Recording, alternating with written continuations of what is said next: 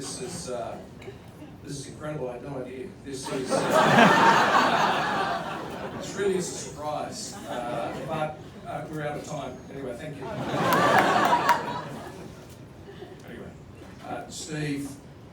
Even though I'm not prepared, just as I walk from here to here, I had a chance to whip up some notes, so I don't forget some of the things that Michael and I have experienced together over the last 13 years or so. One of the things he taught me was this, how to use these to great effect when you need to just change the mood and the theme a little bit of the meeting. I picked up some other things that I'll talk about as well, but I know we don't have a lot of time, but anyway, let's press on. If I stop waffling like this, we might get through it. Thanks, Steve, for that lovely introduction. It's not a lovely introduction at all. He said nothing. But that's one of the notes that I jotted as I was walking up here. So it's down here now. I can't change it. And a very good afternoon, everyone. I hope you're all enjoying the show so far. Understandably, I think there's a hint of sadness in the room, but I also think I can feel a frisson of excitement as we all collectively anticipate what lies ahead. My name is Stephen Schofield, and perhaps foolishly, the organisers have asked me to offer a vote of thanks to Michael on behalf of the Sydney staff, and I'll get to that eventually. But before I get to that, I'd just like to reflect on some of the shared experiences Michael and I have had over the past 13 years or so. Michael began his star-studded tenure, or what we call his SST, at First Aid Super back in 2004, just over a year before me. And I've heard some people say that Michael has achieved a little bit more than me over that period, but personally I believe that's a matter of opinion. What's achievement?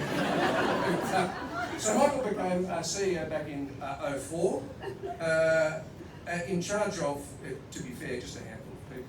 And I've got here, I scribbled it down as like, I've got no idea how many, but I do now. It was 14, apparently, so I can round that out now. I've got here something less than 20, which is accurate, I suppose. Michael often talks about the First Aid Super family, and with the staff numbers in their 10s and 20s back in those days, that was a pretty fair description. But from my point of view, it was a bit like George Foreman's family.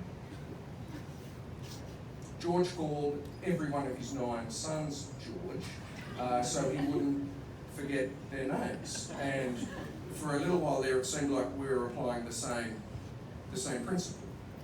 We had Michael Dwyer, of course, Michael Keat, Michael Foreman, Michael Delhas, Michael Clavin, Michael Baldwin, Michael Freeman, Michael Winchester, Michael Hilda, Michael Jackson and Princess Michael of Kent. My name used to be Michael, but I got a little sick of the confusion. Anyway, you may have noticed I cleverly slipped in a few bogus Michaels in there for effect, but the point is we've had quite a few mix over the years. I live in Dublin. If someone in the lift looked vaguely familiar, either gender, you could fire off a snappy "Good morning, Michael," and you had a pretty good chance. You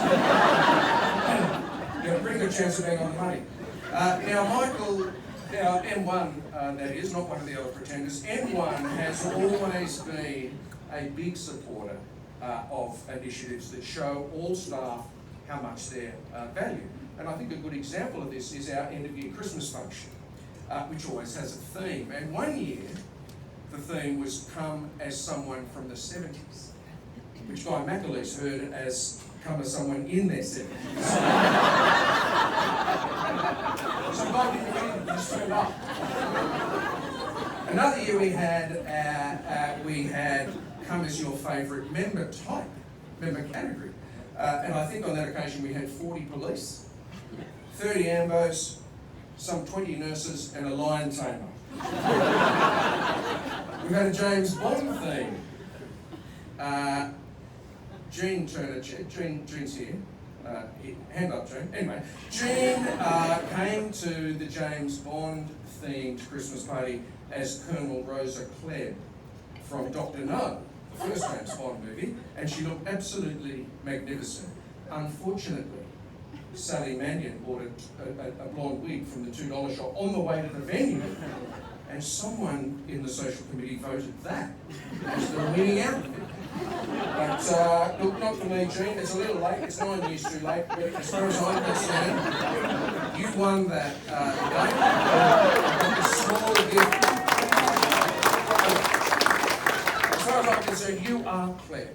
You're just masquerading as a vocal but integral member of the BBs. We've had a nautical theme, a circus theme, and the very popular Hawaiian theme. The Hawaiian was a cracker.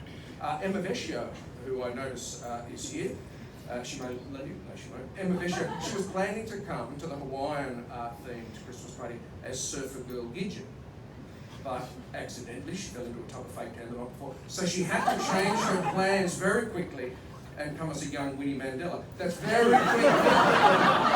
Very, very quick. Other events include Oktoberfest, Northern Cup, MasterChef, EFE celebrations, monthly team drinks, happy birthday sing-alongs, and the ever-popular all-staff meetings. All initiatives created, inspired, suggested, or endorsed by Michael, according to Michael. Michael always opens the all-staff meetings. Just a minute on the all-staff meetings, they're very important. He always opens with his board update, BOA update. There's no question that the board update is absolutely mesmerising. But not nearly as interesting as Michael's family update. The latest grandchildren are typically revealed by a surprise photo or two accidentally slipped into his PowerPoint deck. And if you watch closely, you'll often spot a sly nod or a wink or a thumbs up from Michael to Vince or Ibby for being co-conspirators in a mistake. The all-staff meetings are also an opportunity to share team updates, and one of the regulars was a lady called Lorraine, a member of our insurance team who reviewed death claims. She would always open very cheerfully with, "Hello everyone, I'm the death lady, and I'm here to give you the very latest stats on our dead and dying." And she would follow this with a beaming smile and somewhat awkward, lingering eye contact with the audience. It was like a grim reaper making eye contact, sinking you out. Anyway, Lorraine left us recently. She didn't die. That'd be ironic. It'd be sad, but it would be ironic anyway. She retired as far as I know. Look, of course, Michael's first aid super family will always run a distant second to his real family, asthma. I'm only joking. Michael's real family, of course, is his wife of 30 plus years, Janelle, and his 4 children, Daniel, Sarah, Jessica, Parker. It's not Parker, but I missed that one before, and it's a very hard line to resist. It's Daniel, Sarah, Jessica, and Joel, my mate, the accountant. Plus that growing tribe of PowerPoint grandchildren, all called Michael. I don't think Michael would mind me saying, we're nearly done. I don't think Michael would mind me saying that he loves the spotlight, holding the floor and speaking off the cuff, as you would when you are such a gifted, gifted public speaker, rather.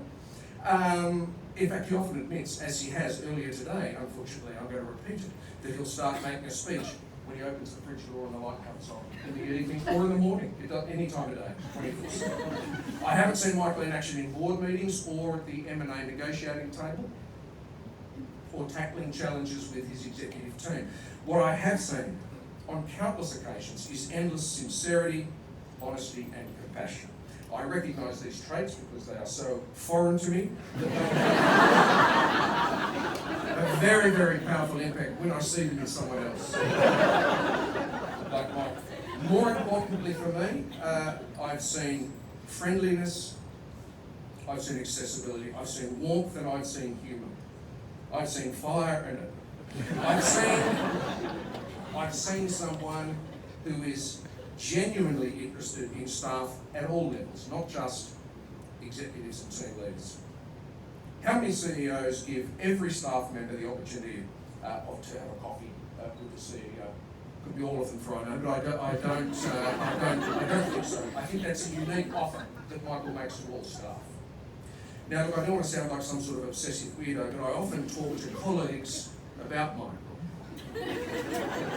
particularly those who haven't been here very long, and I am amazed at how often I hear the same comment.